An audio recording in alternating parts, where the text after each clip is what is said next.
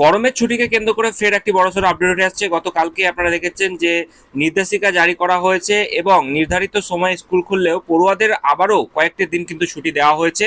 ফের বেড়ে গেল গরমের ছুটি। বিস্তারিতভাবে কি জানানো হয়েছে নির্দেশিকায় আমরা সেটা জানবো। পাশাপাশি আপনারা সকলেই জানেন যে 22 এপ্রিল থেকে দীর্ঘ প্রায় 1.5 মাস স্কুল ছুটি থাকার পরে ভোট পর্ব মেটার পরেও এখনো পর্যন্ত স্কুল খোলা নিয়ে একাধিক প্রশ্ন উঠছে। তো কেন বাড়ানো হলো কয়েকটা দিন স্কুলের ছুটি, চলুন আমরা বিস্তারিতভাবে জানবো এই ভিডিওতে। তার আগে আপনাদের সকল অনুরোধ, ভিডিওটি প্রথম থেকে শেষ পর্যন্ত দেখুন এবং ভালো লাগলে অবশ্যই একটি লাইক করে দিতে ভুলবেন না। তার আগে বলি বন্ধুরা, আপনারা যারা আমাদের চ্যানেলের সাথে যুক্ত আছেন তারা জানেনই এই চ্যানেলের প্রত্যেকটা ভিডিও কিন্তু দরকারি, তাই কেউ এখনো যদি আমাদের চ্যানেলটা সাবস্ক্রাইব করে না থাকেন তাহলে অবশ্যই আমাদের চ্যানেলটা সাবস্ক্রাইব করতে ভুলবেন না এবং পাশে থাকা বেল আইকনটি ক্লিক করে দেবেন যাতে নতুন আপডেট আসলে আপনার ফোনে পৌঁছে দিতে পারে। আমরা এই চ্যানেলে কিন্তু প্রত্যেকদিন নতুন নতুন লেটেস্ট আপডেট নিয়ে আসছি সরকারি এবং চাকরি রিলেটেড, তো তার জন্য অবশ্যই আমাদের চ্যানেলটা সাবস্ক্রাইব করে দেবেন এবং পাশে থাকা বেল আইকনটি ক্লিক করে অল নোটিফিকেশন করে স্কুলে দেবেন। আরো বাড়লো ছুটি, কবে খুলবে জানালো শিক্ষা দপ্তর, তবে শিক্ষকদের যেতে হবে আগেই। তো বিস্তারিতভাবে জানা যাচ্ছে যেটা যে পশ্চিমবঙ্গে সরকারি ও সরকার পোষিত স্কুলে ছুটি কিন্তু কিছুটা বাড়লো। আগামী 9 জুন পর্যন্ত স্কুল কিন্তু ছুটি থাকবে, তারপর আগামী 10 জুন থেকে স্কুল কিন্তু খুলবে। যদিও খাতায় কলমে 3 জুন থেকেই স্কুল খুলে যাচ্ছে, যেটা আমি গতকালকে আপনাদেরকে আপডেট দিয়েছিলাম। তবে সেক্ষেত্রে এখানে কিছু চেঞ্জ হয়েছে।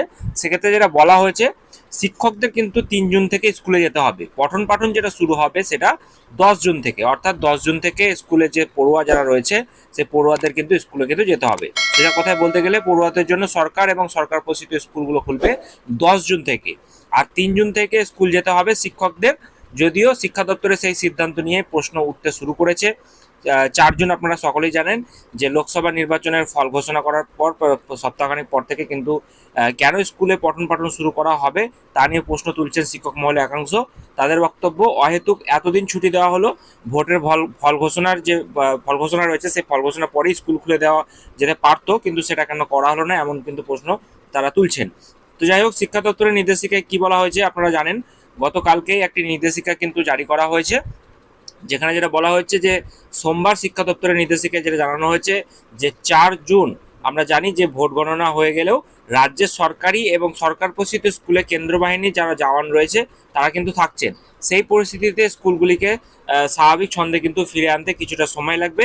সেজন্য 10 জুন স্কুলগুলিতে পঠন পাঠন শুরু করা হবে। সেদিন থেকে পড়ুয়ারা, যে সমস্ত পড়ুয়া রয়েছে সেই পড়ুয়াদের স্কুলে আসতে হবে বলে কিন্তু জানিয়েছে রাজ্য সরকার। তো এখন একাধিক প্রশ্ন উঠছে, দীর্ঘদিন থেকে ছুটি চলছে স্কুলে। আপনারা জানেন যে 22 এপ্রিল থেকে পশ্চিমবঙ্গ সরকার এবং সরকার পোষিত স্কুলে যে গরমের ছুটি সেটা কিন্তু পড়েছিল। অত্যাধিক গরম এবং তাপপ্রবাহের জেরে সে সিদ্ধান্ত নিয়েছিল রাজ্য সরকার, তারপর থেকে স্কুল কিন্তু খুলেনি। ভোট পড়ে যাওয়ার পরে আমরা দেখেছি আরও কিন্তু বেড়ে যাচ্ছে সেই ছুটি। অবশেষে সব মিটিয়ে 10 জুন কিন্তু স্কুল খুলবে পশ্চিমবঙ্গে, অর্থাৎ 1.5 মাস ছুটি থাকলো পশ্চিমবঙ্গে সরকারি ও সরকার পোষিত স্কুলগুলো। তো যাই হোক, এই শিক্ষক মহলের প্রতিক্রিয়া কিন্তু এই মুহূর্তে একটু তুলনামূলকভাবে কঠিন আসছে, এবং সেক্ষেত্রে তারা কি বলছে দেখুন। বিষয়টি নিয়ে শিক্ষানুরাগী ঐক্যমঞ্চের সাধারণ সম্পাদক কিঙ্কর অধিকারী বলছেন যে বিদ্যালয়ে ছুটি বাড়িয়ে 9 জুন পর্যন্ত করা হলো। যদিও শিক্ষকর্মী যারা রয়েছে তাদের 3 জুন থেকেই বিদ্যালয়ে যাওয়ার কথা বলা হয়েছে। আবহাওয়া যেহেতু অনুকূল, তাই ভোটের যে ফলাফল সেই ফলাফলের পরদিন থেকেই পড়ুয়া সহ সকলের জন্য কিন্তু বিদ্যালয় খুলে দেওয়া উচিত ছিল। তার আগে বিদ্যালয় কিন্তু পরিষ্কার পরিচ্ছন্ন করা যথেষ্ট সময় রয়েছে। তো এরকম ধরনের মিক্স প্রতিক্রিয়া আসছে। তবে আপনারা কি মনে করছেন অবশ্যই জানাবেন। এই যে বর্ধিত কয়েকটা দিন ছুটি বাড়ানো হলো, সেক্ষেত্রে আপনারা সেটা কিভাবে দেখছেন অবশ্যই জানাবেন। আর আপনাদের কোন জেলা থেকে ভিডিওটি দেখছেন অবশ্যই জানাবেন, এবং কোন জেলায় আপনাদের কীরকম কী পরিস্থিতি। আমরা দেখছি এই মুহূর্তে বিভিন্ন জেলায় যে রেমালের যে অত্যাচার সেটা কিন্তু চলছে, এবং সেখানে কিছু কিছু জায়গায় বন্যা প্লাবন হয়ে গিয়েছে, বিশেষ করে দক্ষিণবঙ্গের জেলাগুলিতে।